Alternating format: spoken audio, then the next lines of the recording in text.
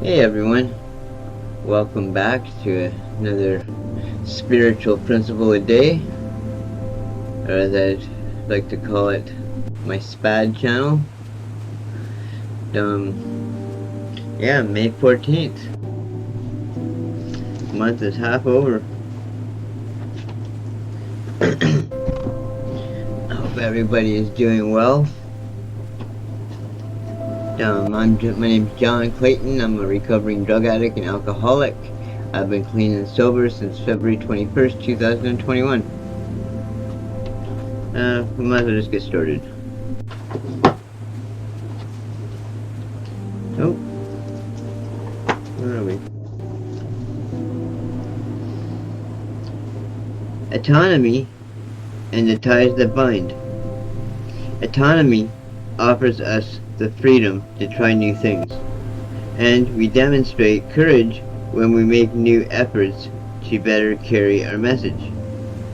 Guiding principles, tradition 4 for groups. When tradition 4 says that each group should be autonomous, it opens the gate for creative expressions of our primary purpose. What comes next, except in matters affecting other groups or NA as a whole, defines the path beyond that gate. The other 11 traditions and our spiritual principles guide us along the path. They offer direction to ensure the best possible conditions for our journey and mark potential trouble to keep us from wandering off a cliff. We don't just do as we please, we do what's right. As one member put it, at our business meeting, my home group considers two questions. How do our actors carry the message? And what else can we do to improve our atmosphere of recovery? Keeping our primary purpose foremost in mind has a clarifying effect. It ensures that each innovation is motivated by our desire to carry the message to more effectively. Changes in society, in the neighborhood, or in the law can impact our meetings and often call us to innovate. We do our best to let go of that.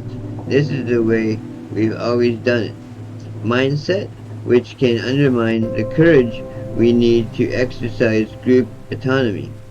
It may be helpful to distinguish between the capital T traditions that guide our efforts in NA and small t traditions, local clusters, or norms that sometimes feel as important. Longtime members assures us that we won't break this thing by thinking a bit outside the box. We are reminded to strive for unity, not uniformity, and to evaluate proposed changes with our hearts open and the guidance of all 12 traditions in mind. We can practice our autonomy and pay attention to the ties that bind. When we do, we find that, as promised, all will be well. I will appreciate both the freedom that group autonomy offers and the continuity that our guiding principles provide. Amen to that. That is a good reading. Because, I mean, the one thing that really benefited me is because, well, I mean, the steps you have to do in order. I mean, they're designed that way. You know, you can't, do 1 and then move up to 6 and then maybe come back to 4 later on. It's best to do step 1, carry on to step 2, 3, and go from there. And and kind of the same thing with the daily principles.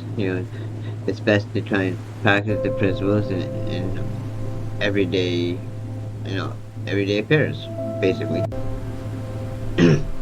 And some are easier than others, but one day at a time, and we do the best that we can. So I appreciate all of you for joining me today. I'm glad you're here. If nobody's told you today that they love you, well, I love you, and we'll see you again real soon. Okay, bye for now.